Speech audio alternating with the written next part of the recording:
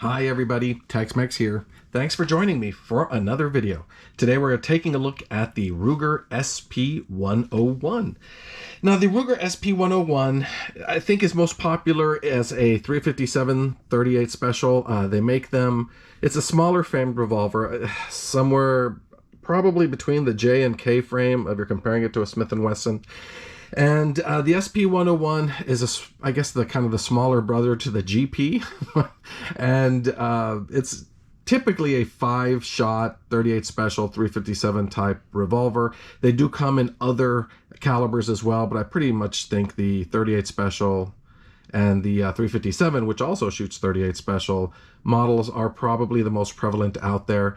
As far as barrel lengths, it tend to come in just over 2 inches. There's one that's just over 3 inches, and then this one, or this style, that has almost 4 inches and a quarter. It's 4.2 inches.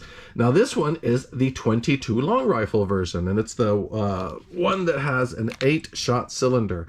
I believe there was an earlier production of these that only had 6 shots, but the 8-shot one was introduced in 2011. It's all stainless steel. It has, the front fiber optic. It's the high vis sight, a typical adjustable rear sight.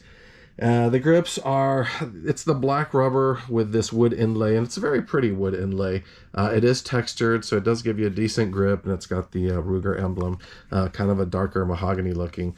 But yeah, I mean, it looks very nice, pretty. They're small, which I don't mind. They fit my hands well, but they make a lot of aftermarket grips, which people sometimes put on these to give you a beefier grip, or one with finger grooves that helps you control the pistol a little better. It's a little heavy. Most of the like the GP, that's a very heavy 357 Magnum. These SP101s, this one runs around 30 ounces empty. So yeah, they're not necessarily thin. I mean, they're not necessarily light, but the weight can really help tame recoil, especially when you're shooting 357 Magnum out of these. Now, like I said, this is the 22 version, but I actually have the 4-inch GP that is the 357 Magnum. You open it here, you can see it's a 5-shot. They're almost identical. I mean, the only real difference is the underlug. The 357 has the full underlug here, where the 22 has the half. So it's a very, very similar. I think the grips are identical. I think they're the same wood inserts. So very nice. Now this one I bought a few years ago, brand new. This one I was able to purchase used, and I haven't shot it yet. I wanted another 22 long rifle double action. I have a few single actions. I really like single action pistol shooting, and I'll probably be doing a Ruger Wrangler review here soon. But I did have one other 22 double action revolver, which is the Smith & Wesson. And this is a model 18-3. This one I inherited from my father. It's in really great shape, and I think this is what they used to use as a training pistol, because this I believe this is the K frame, I'm almost certain. So it almost looks exactly like your typical 38 special police issue from back in the day, and this would be a great way to train with that pistol with a smaller caliber. So I did have this one, which shoots great, and I'll probably do a review of that at some point. But when I saw this one available, I decided to jump on it. I know they're said to have kind of heavy triggers. Let me check it again. You can see it's completely empty here. It is a relatively heavy double action trigger, and actually we don't need a subjective test here because I have my Wheeler trigger gauge. So let me pull that out. So let's try it on double action first. See what we're looking at here. Have to hold this very carefully. Oof, 11 pounds 10 ounces. Let's try that again. 11 pounds 2.5 ounces. Let's give it one more try. 11 pounds 3.1 ounces. Very, very heavy. Now let's try it on single action. Let's see. Sorry, I'm going to put some snap caps in here. Okay. So on single action, 3 pounds 12 ounces. Try that again. 3 pounds 10 ounces. One more time. Seems to be relatively consistent. 3 pounds, 11 ounces. Yeah, very consistent. So I'm really curious how I shoot this at the range. Let me point out real quick, I do have a holster here for it. This is a Camp Curry leather.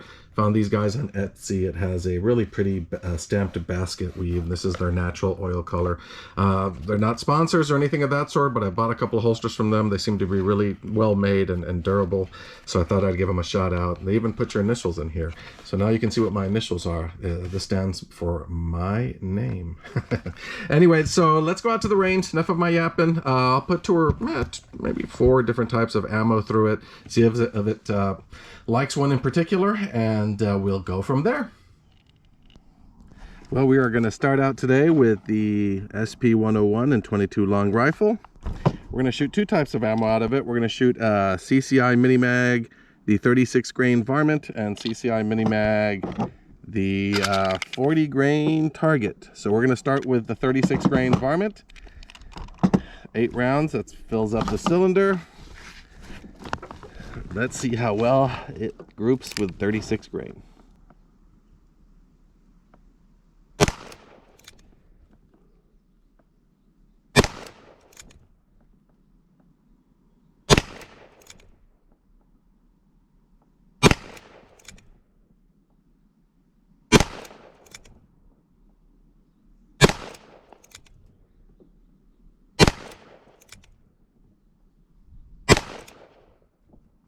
That should be it. That's it. Now we're going to try the 40 grain mini mags, see how well they hit. It's still a bit breezy out here. I'll try to take shots between the gusts.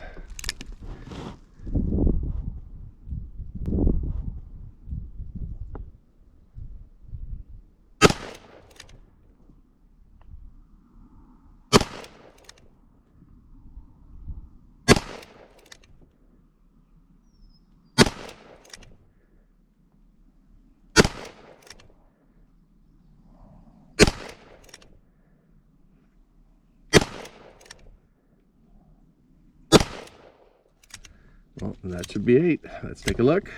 Seems the SP101 22 long rifle is grouping better with 40 grain. So I'm going to try, let me see here. I have some Norma Tac, or excuse me, I keep calling it Norma Tac.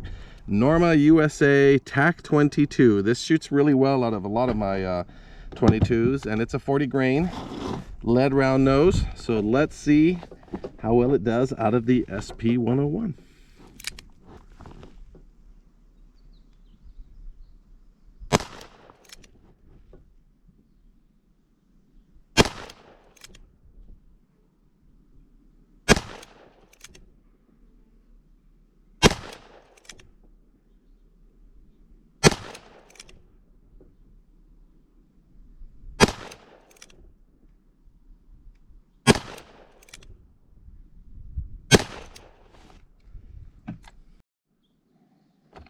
And the final 40 grain ammo we're going to test out of the SP101 is going to be the Aguila Super Extra 40 grain, yellow and blue box.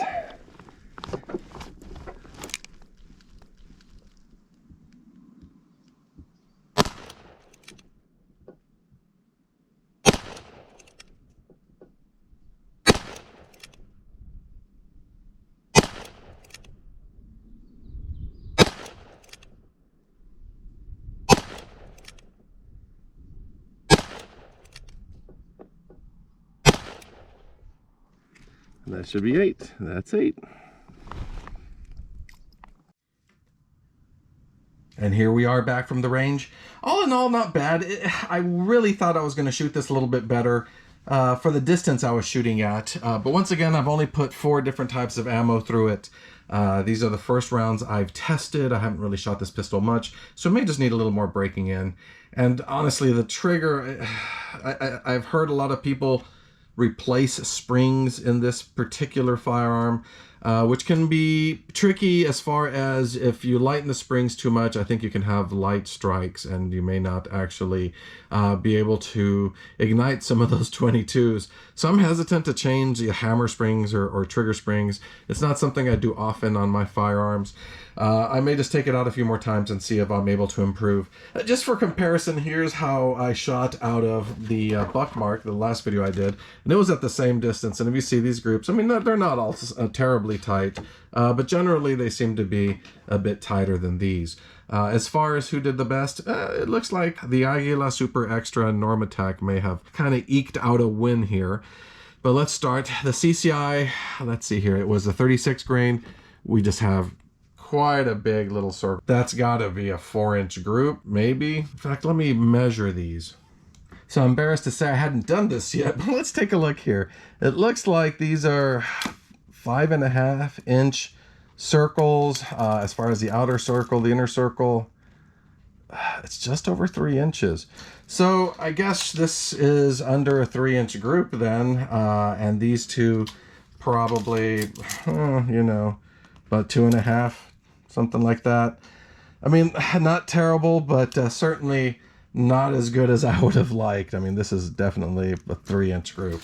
I can tell you that the rifling on this is a 6 groove, 1/16 right hand. Out of a 4-inch barrel, it may do better with 40 grain. Certainly that's what it looks like here, because as we go to the CCI 40 grain, let me move this target over a little bit.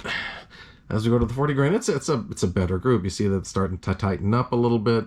In fact, they kind of tighten up as they go. So maybe I just need to break in this pistol more and fire a bunch more rounds through it. And it's possible that at that point, it'll really start to show a preference for a particular weight or a particular ammo. But let's see here. It seems that our winners really are the Norma and the Aguila. The Norma USA Tac-22. Decent little group here. In fact, it looks like I got a few here in the same hole. And just hitting, you know, a little bit high, about 2.5 inches high. Where over here the Aguila was not hitting high at all. It was hitting slightly to the right. Probably if you say this is sort of the center from where they're all hitting, so about 1.5 inches to the right. And they got a really good group too for that Super Extra 40 grain. I want to try some different ammo out of this pistol. I'll probably shoot it again. I don't know if I'll do another review unless I get a big demand for it, but I think I can get better groups out of this. I want to see how it does with some standard velocities. I want to see how it does with some hyper velocities and shot shells, since that's mainly what I'm going to use out of a pistol like this that I'm going to put on my hip when I'm either just walking around the woods, fishing, or just as a sidearm when I'm out hunting. It was a fun shoot. I love shooting 22s. We will be reviewing the 357 next, seeing how it does with both 357 and 38 Special. One of the reasons I particularly like the SP101 is that it's a smaller frame, that it is heavy. So it's not great to be carrying around, but the weight does tame the recoil. And I like these small grips for when, you know, my wife or daughter want to shoot them. And the weight on the 22, it's not really necessary, but on the 357, when you're shooting it with 38 Special rounds and letting them fire some rounds, a smaller grip really helps them get a good feel of the pistol. And the weight, you know, makes those 38 Special shots pretty tame. But as usual, thanks again for watching. I'll get that other video up here probably, hopefully in a couple of weeks, depending on how demanding work is. And I will be seeing you all in the next video.